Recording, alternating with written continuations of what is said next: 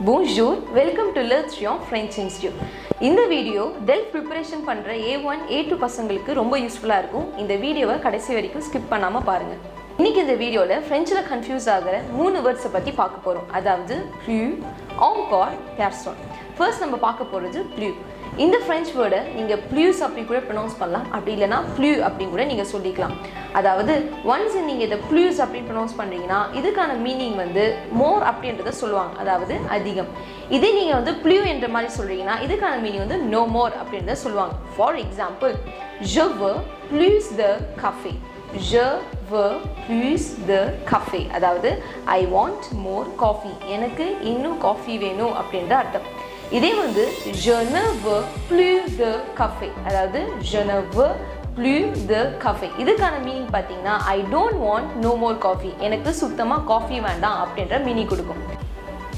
அடுத்து நம்ம இந்த வீடியோவில் பார்க்க போகிறது encore. ஃப்ரெஞ்சில் அதிகமாக இருக்கிற மீனிங்காக இந்த ஒரு encore சொல்லுவாங்க. அதாவது another, still, even, yet, more. இப்படி எல்லாமே இதோட மீனிங்காக சொல்லிக்கலாம். ஃபர்ஸ்ட் எக்ஸாம்பிள் பார்த்தீங்கன்னா parler encore. parler encore. அதாவது speak again. இன்னொரு தடவை பேசுங்க அப்படின்ற அர்த்தம். tu as échoué encore.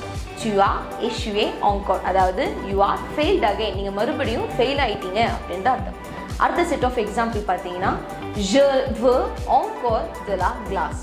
je veux encore de la glace. அதாவது I want more ice cream அப்படின்ற மீனிங் கொடுக்கும்.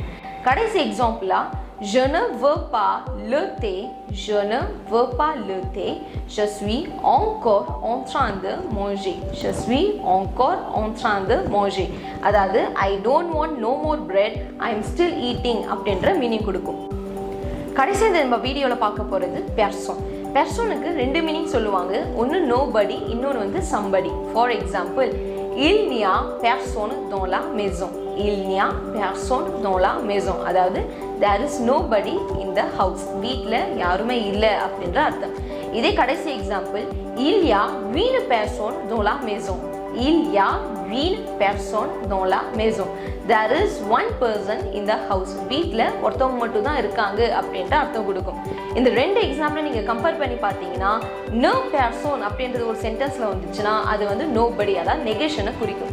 இந்த வீடியோ உங்களுக்கு யூஸ்ஃபுல்லாக இருந்திருக்கும். லைக் பண்ணுங்கள், சப்ஸ்கிரைப் பண்ணுங்கள். voilà, merci.